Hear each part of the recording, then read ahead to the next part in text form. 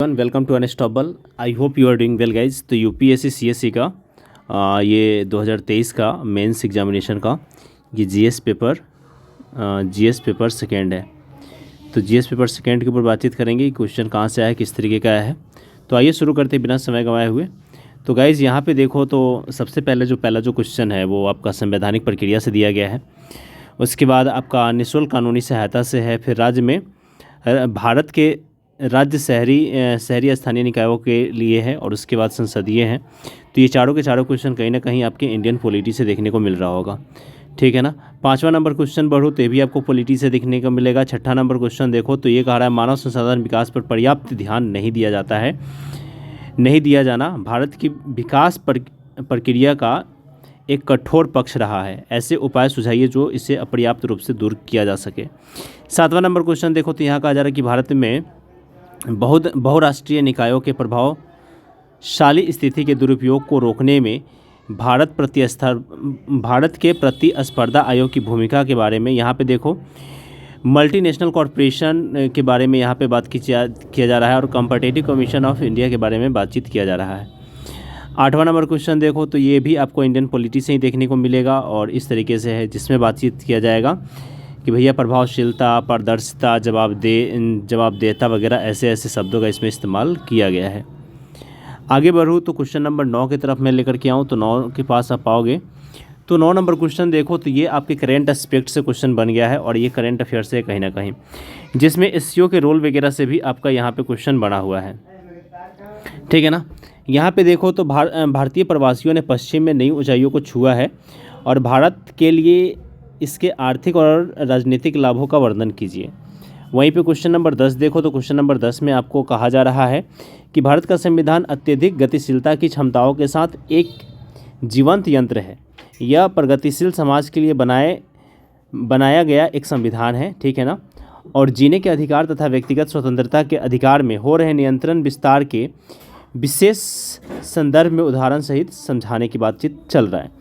उसके बाद question number 12 में देखो तो प्रासंगिक संवैधानिक प्रावधान और निर्णय विधियों की मदद से लैंगिक न्याय के संवैधानिक परिप्रेक्ष्य की व्याख्या करना है।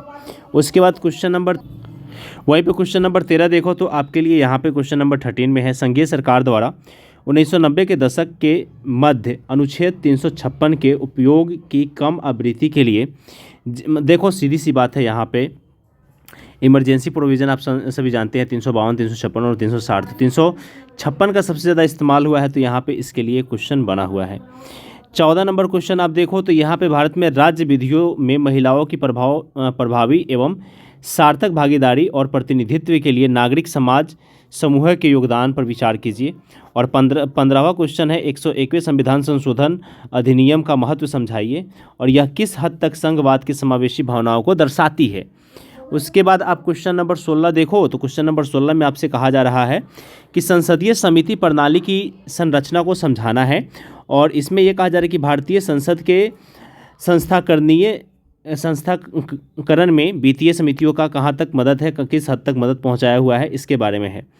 उसके बाद है 17 नंबर क्वेश्चन देखो तो क्वेश्चन नंबर 17 में कहा रहा है वंचितों के विकास और कल्याण की योजना अपनी प्रकृति से ही दृष्टिकोण में भेदभाव करने वाली होती है। क्या आप इस बात से सहमत है? अगर सहमत है तो सहमति जताइए, सहमत नहीं है तो असहमति जताइए, सिंपल सी बात है। क्वेश्चन नंबर 18 देखो तो यहाँ पे है विभिन्न क्षेत्रों में मानव संसाधन की आपूर्ति में वृद्धि करने में कौशल विकास कार्यक्रमों ने सफलता अर्जित की है। इस कथन के संदर्भ में शिक्षा, कौशल, रोजगार के मध्य संयोजन का विश्लेषण करना है।